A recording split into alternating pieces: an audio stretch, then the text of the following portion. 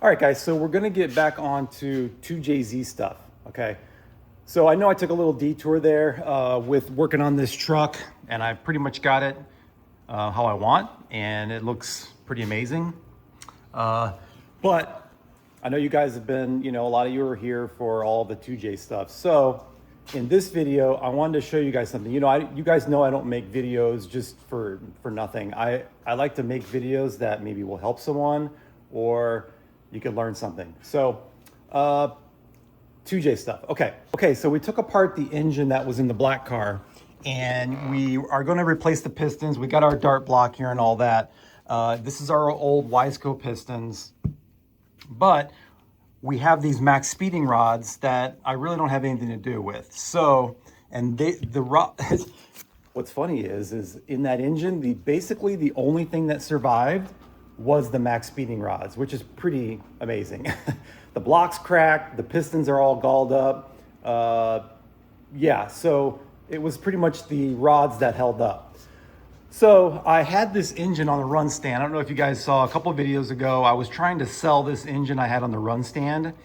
And I decided that I'm gonna take it apart and I'm gonna steal the crankshaft out of it to put in the dart build, because I was gonna do like a Brian Crower crank, stroker crank or whatever, but it's extremely expensive. I mean, I'm talking, the price of a crank is like the price of the rest of the engine. I mean, it's insane, but maybe in the future we'll look at that. But right now I'm gonna put a stock crank back in it, one that is not bent, and we're gonna go from there. So anyway, I took this engine apart to get the crankshaft out of it because the crank has never been abused. This was an NA build, or it was an NA engine, never had boost through it. And I pulled the crank out of it, checked the crank, and it's really straight. Okay, so I have it in this bag right here. The crankshaft is really straight. Now, I want to reuse the old crank out of the original engine, okay, that was in the black car. But as you guys remember, the crank is a little bit bent, right? So this is the crank here out of the original engine, all right? That was in the black car that we've been racing for the last 2 years. So as you can see, I'm gonna show you guys, I'm gonna roll it over. And I'm gonna show you, I know I've made this video before, but I'm gonna show you guys that it's bent. Okay, so we're rolling it over. So you can see it's going up. So it went up around 3.5 lines, which that's 5 thousandths a line. So it's probably 1.5 thousandths of run out, right? So honestly, 1.5 thousandths is not that bad. That would be at the upper limit of what the manufacturer recommends of run out on one of these cranks. I looked it all up. So 1.5 thousandths is the upper limit. So we're gonna try to straighten this a little bit, okay? Like I said, I'm putting this crank is gonna go back in the engine that I had on the run stand with the max speeding rods, right? And we're gonna reuse the stock pistons. So don't mind any of this stuff here. This is a 1JZ VVTI piston. This is a 1JZ non-VVTI piston. Okay, this is the 2JZ GE piston, non-VVTI, okay? These are about, with a stock head gasket, like 9.5 to 1 compression on these. So that's not bad for a street motor, right? And we're gonna reuse, like I said, we're gonna reuse the max speeding rods. The only thing that survived in that engine. But anyway, so what we're gonna do is we're gonna attempt to straighten this. Now, I went down a rabbit hole on YouTube watching people straighten camshafts, straighten crankshafts and all that. And basically the way you do it is, let me kind of maybe make a little diagram and kind of explain how this works. All right, this is gonna be really crude, guys, but just bear with me. Let's say you have a shaft here, okay? And it's bent. You can see the little arc in it. It's bent. So this would be the low side, this would be the high side, right? So how do you straighten that? So the videos I watch, what you basically do is you get a chisel, okay? Not really, really sharp, because you don't want to make any, like, you know, stress risers or anything like that. But you get a chisel and you actually chisel the bottom where, or the low spot, right? I know that sounds counterintuitive because you're hammering the low spot, but what it does is if you were to zoom in microscopically, it's going to put like a little V in it, right? Chisel's gonna put a V, and what it's gonna do is it's going to spread the metal itself outward. It's going to split the metal out, effectively lengthening this side of the bend, and then it's going to bring this up, if it makes sense. See what I'm saying? So you're effectively lengthening one side, and it's going to straighten this out, right? I know that sounds counterintuitive and it didn't make sense to me, but a guy that I don't remember the video. It's an old video, but he did it on a camshaft and it absolutely straightened it out. Okay, so we're gonna try it here. I don't know if it's gonna work. To me, this crankshaft is already junk, so I'm not losing anything. So I'm gonna try to hit the low spot with that chisel. Okay, so when we find the low spot, we're gonna go around, keep going. So this is the high spot right here. This side is the high spot. So we go all the way back around. This is the low spot right there. Okay, so I'm gonna try and ping this over here and here, and we're gonna try to straighten this out. Okay, I'll set you guys up on a camera. I'm gonna smack it, recheck it, smack it, recheck it, and see if this even works. I have no idea. I'm totally doing this cold and making a video for you guys to see if this is something that maybe would work for you. So let me set the camera up and we'll try it for it. Okay. It did put a nice little dent in it, so let's go ahead and set this back up.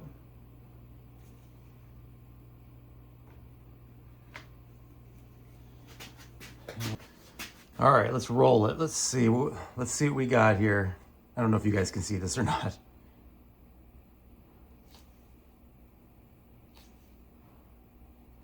So there's 1, 2,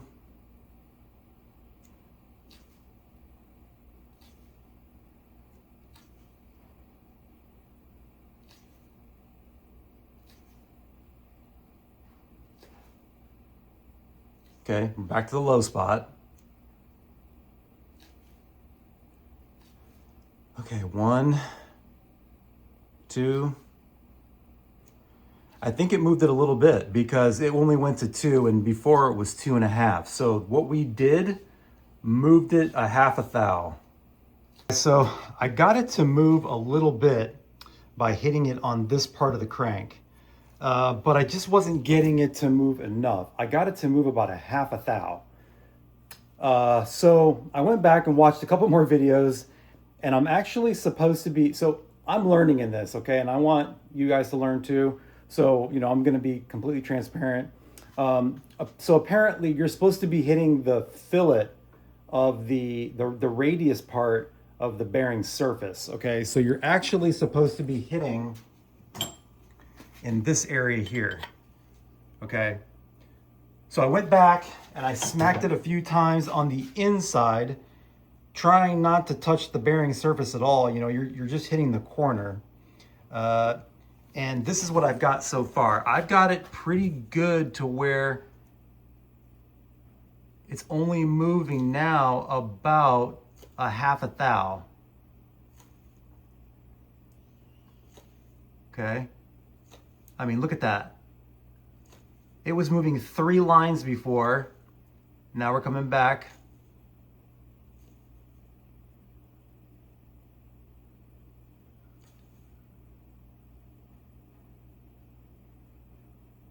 Okay, all the way back around. Back to where we were hitting it, right here. Okay. So by hitting the radius of the bearing surface, I got it down to a half a thou. So, I mean, I could stop there because that's definitely within spec. I mean, it definitely works. You know, I was just doing it wrong by hitting it up here. I mean, it did move it a little bit, but nowhere near as much as when I hit the inside. Okay, I'm gonna try and hit it one more time on the inside here and see if I can get that last half a thou out of it. Okay. So, and I also, you know, watching these videos, this one guy was saying that these cranks, you got to let them rest a little bit too. So after you do that, after you peen it like that, you got to let it rest and let the metal decide where it wants to end up. So I'm going to let it sit for a little bit. I'll recheck it and maybe I'll smack it one more time, and then we'll recheck it and we might be okay. And then I would say that maybe take the crank to a machine shop and just have them check it and then polish it, right? Maybe to get any kind of little burr, you know, because if we hit it inside here, it might create a little burr, and by polishing it might take that out. So, you know, we might be able to save this crank and reuse it in the, you know, my spare engine. So anyway, let me smack it one more time and let's recheck it. And yeah, I know this video is getting long, so we'll call it good. And yeah, again, I'm not an expert at this. This is a total experiment. This is my hobby. I'm not, you know, I'm not doing this crank and having somebody pay me or anything like that. So please, guys, don't get your you know, your drawers in a bunch. So, and leave me a bunch of nasty comments. Okay. So anyway, let's keep going.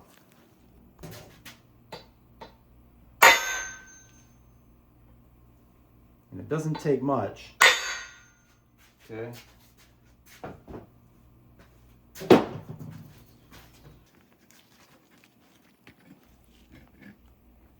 This is really hard to do, guys. I do apologize. I know this is not easy, but I kind of want this. I want to bring you guys this info. So let's go back to the low side, and then we'll zero this. Okay, we're on 0 there. And I'm gonna go slow because when I hit these oil holes, you know, the needle jumps, but it goes back to where it should. So yeah, okay, back to 0. We'll go slow. There's a half, a little more than a half.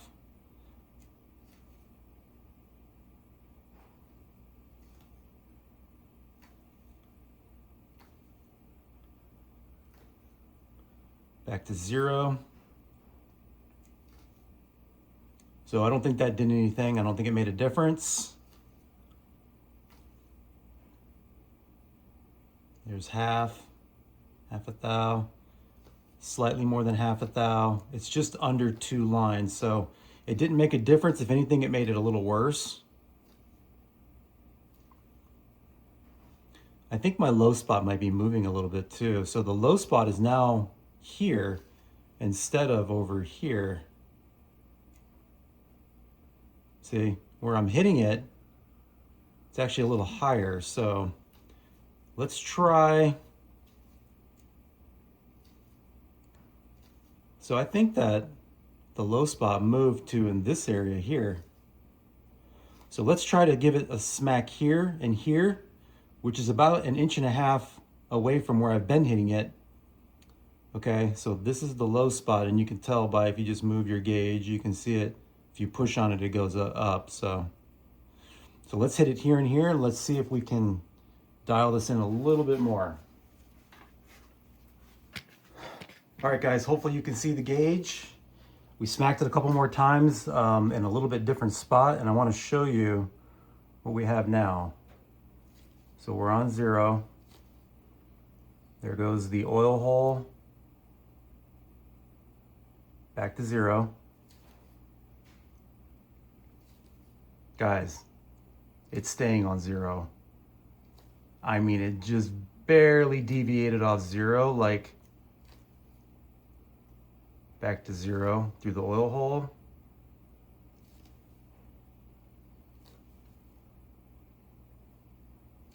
So this is revolution number 2.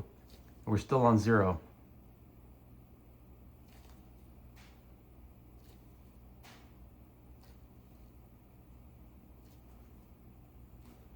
Okay, pretty surprising, but it works. It 100% works. So again, I started off making a mistake and hitting it on this part, thinking you know, being safe and not hitting the bearing surface, but you actually have to hit it in the corner.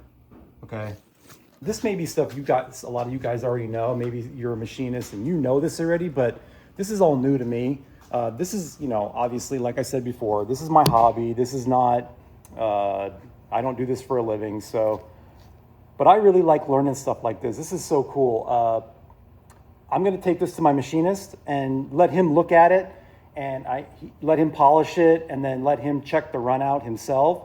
But from what I've done here, it's much straighter.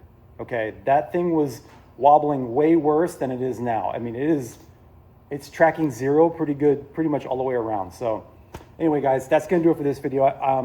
We're going to start building this engine back up, the spare engine, not the dart block. We're still waiting on pistons for that. I'll make a video on that. We ordered some induction performance pistons for that, and that's going to be a pretty cool setup. So, but the next video I'll probably start working on this, putting the max speeding rods together with the stock pistons. Okay, so we're going to be getting, it's going to be a lighter rod, stronger rod. Yeah, we'll put it together, and I don't know, we'll find something to put it in. Nobody wants to buy it, so we'll find something to put it in and have some fun with it. But anyway, that's going to do it, guys. Hope you enjoyed it. Check you all later.